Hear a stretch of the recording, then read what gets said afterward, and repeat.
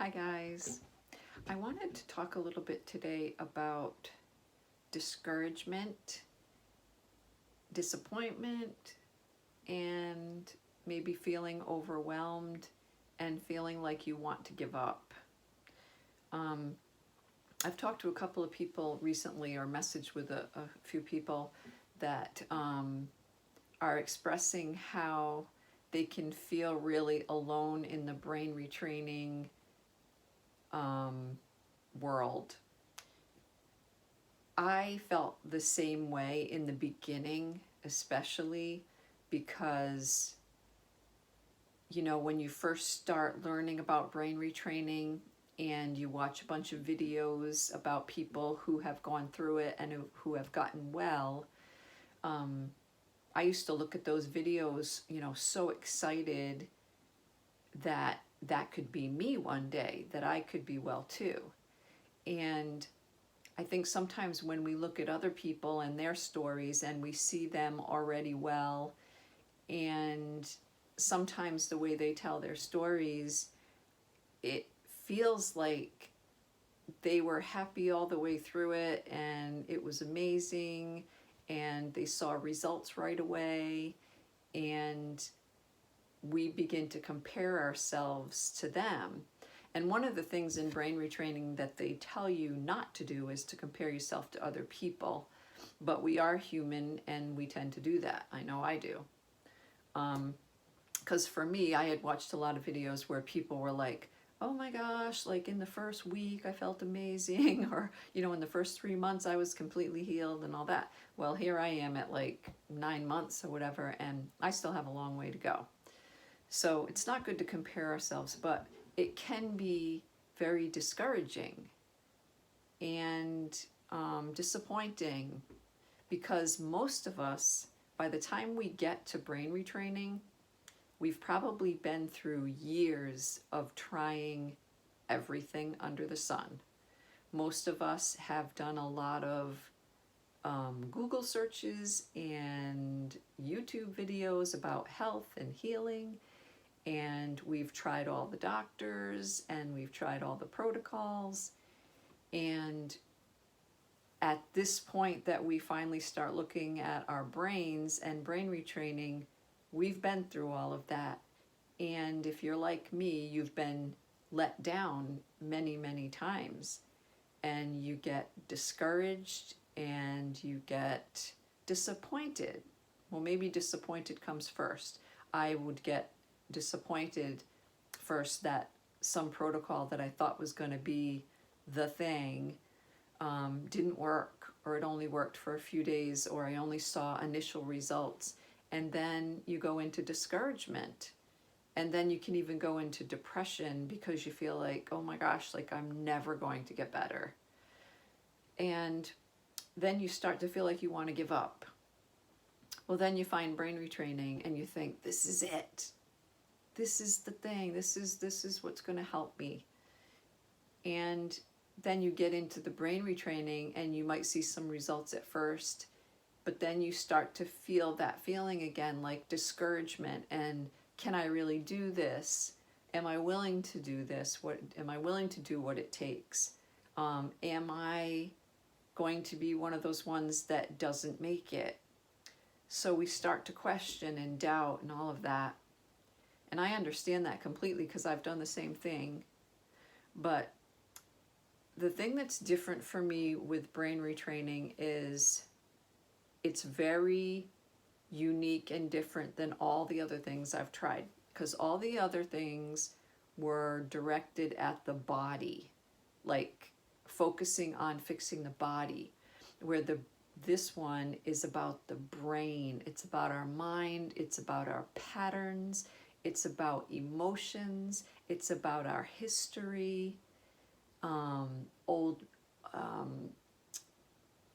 beliefs that we have, lies we've been believing. It's so all-encompassing that it's so different than just focusing on the physical, like what's the next best diet, what's the next best supplement or whatever. So from the beginning, the one thing that hasn't changed with me with the brain retraining is that I am 100% convinced that brain retraining is the answer.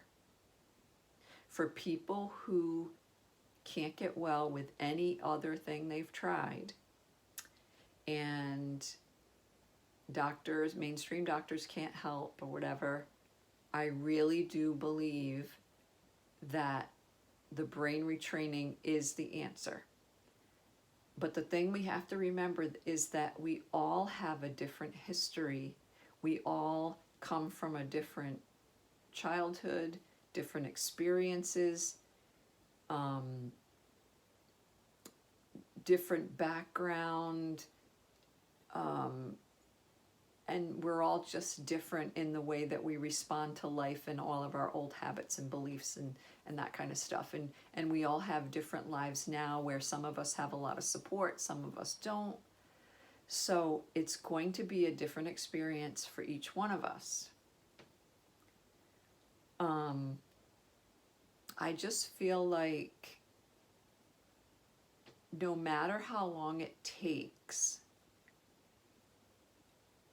I feel like you can't give up. You have to keep going. I'm going to keep going until I get where I want to be. And I am the person that I know that I really am under the limbic impairment. And so I know it's really hard because it's still hard for me. And there are times of doubt. But I do believe we can do this. And it may take a lot longer for some people. I've heard some people say it takes a couple of years. But, you know, we've suffered long enough in our lives, so if it's a couple of years out of our life, or 6 months or a year or whatever, we're going to be living that time anyway, so why not be doing some productive things that we can be growing and healing at the same time? And I know especially that it's really hard to commit to the 1 hour. I remember in the 6 months that I did, the first 6 months, it was very difficult to do that hour. But I did always split it up into a half hour sometime early in the day and then a half hour later in the day. And I was diligent about that. I didn't miss it very often. I think that is really important. But don't let it become something that is so overwhelming that you dread it. Because there were times that I felt like that. Like I actually dreaded doing my rounds. And I got to the point where in the very beginning, I would not miss them at all. But it became kind of like a prison. I started feeling like stressed out about it. Like, oh my gosh, I got to do my rounds even if I'm exhausted or whatever. I got to the point eventually where I said, you know what? I'm not going to be that strict about it where I can't ever miss one. So I want to encourage you, like, to take some of the pressure, excuse me, the pressure off of yourselves. And if you can't do it once in a while, don't do it. Or do 15 minutes. If you really don't feel like doing it, then go do something else that will elevate your mood and make you laugh and help you. Go for a walk. Read a book. Watch a funny video. Do positive things. But don't be so strict that it makes you want to give up and quit because it's so overwhelming. So I guess I just want to say, don't be so hard on yourself and feel like you have to be perfect, because you can't do it perfectly. And this journey is very up and down. It's not like this. It's very up and down. You're going to have good days. You're going to have bad days. You're going to wake up depressed in the morning. You're going to wake up happy in the morning. You're going to have to work through, fight through, be strong. I mean, I remember having mornings that I was so depressed and out of it that I literally had to talk to myself from the time I got up in the morning, sing to myself, act like a goofball, and just get myself encouraged. Do whatever you have to do. Be silly, be goofy, do what you need to do to acknowledge what you're feeling, but then try to elevate your mood and redirect your brain out of that. So I hope that this helps you to see that you're not alone, that we all go through this. Maybe for some people it's harder based on past experiences and stuff. We all have a different brain.